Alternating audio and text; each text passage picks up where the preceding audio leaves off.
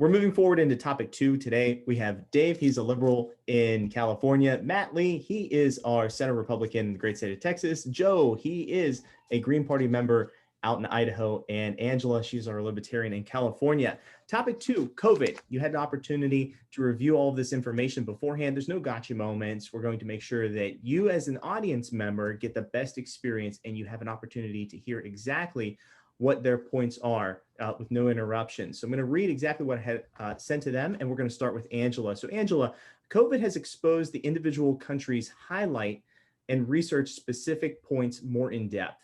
Japan has surpassed its total COVID deaths all year in 1 month of just total suicides. There is a suicide hotline number in the description of this video, and Dave is also going to touch on that as well. But they have surpassed their total COVID deaths in 1 month of suicides. Could this be a problem that's plaguing the United States and just not reported?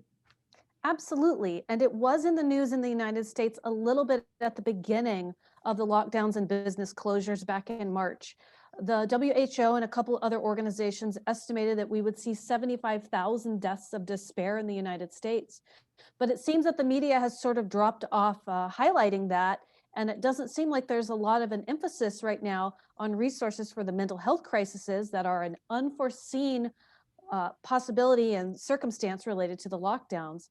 I think that there were reported by the CDC about 300,000 extra deaths this year as opposed to previous years. Only 2/3 of those are COVID related. We do wonder about suicides and we know that they've increased, but to what cost, to what number?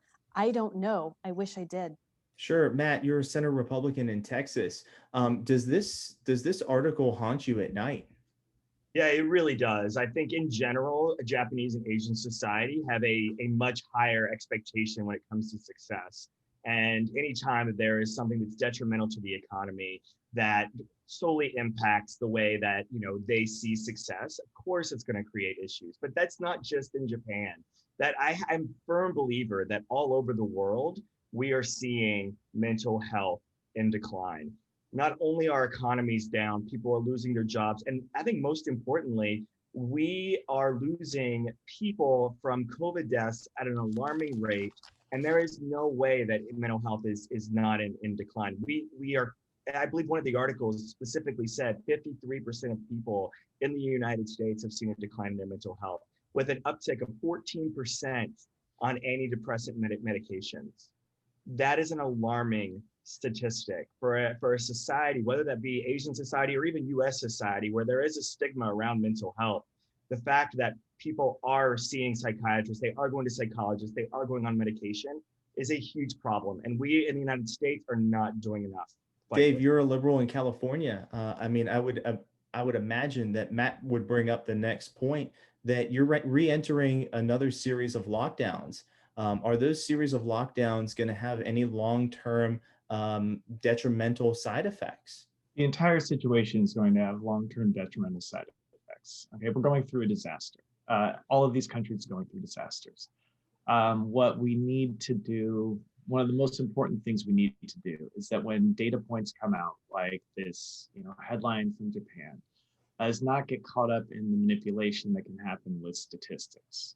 So for example, Japan has done such a better job with COVID that 1 month of suicides in October actually exceeded their entire year of COVID deaths up to that point.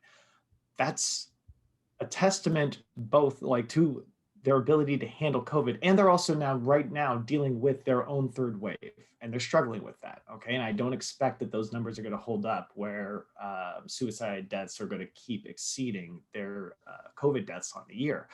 But what we really need to understand is that Japan is addressing COVID in a much more robust and effective way than we are here.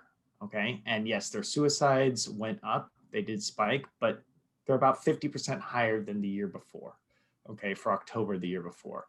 Right now, that may be statistically significant, but until we get more numbers from Japan and they can actually let us know what's going on, it's we're not going to know for sure.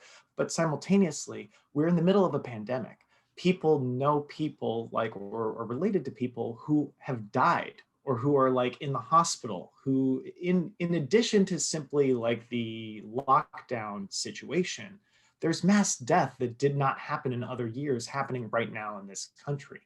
Like that is traumatic. And as you mentioned before, I did want to make sure that I said we've got the suicide prevention helpline.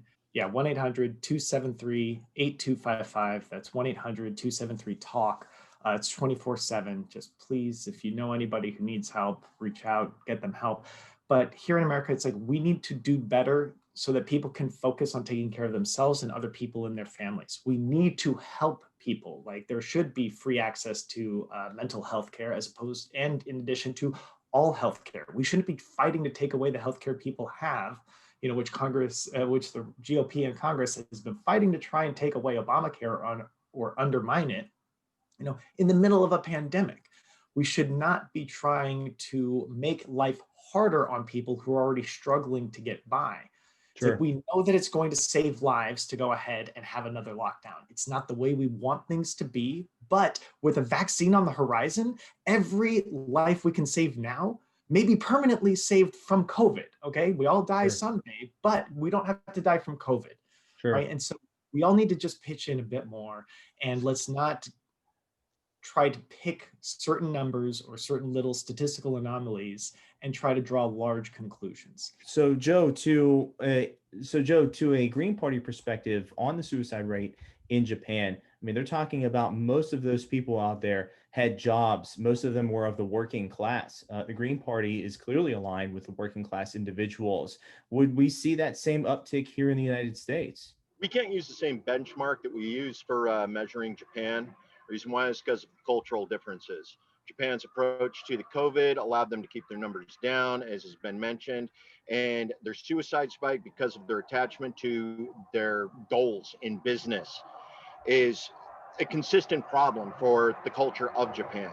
Now, we've been having problems with an increase in suicides in the United States, but not to the same degree. We haven't hit that 50% benchmark that David mentioned, but we have seen a continued increase.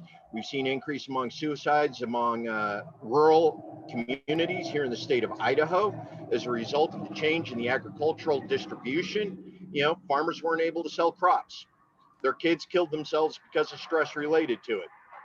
This is an issue for the farmers in our agricultural industry, and it will eventually become a bigger problem as the assistance continues to drop off for the COVID-related layoffs. You know, right now we're about to go through another lockdown across the entire nation.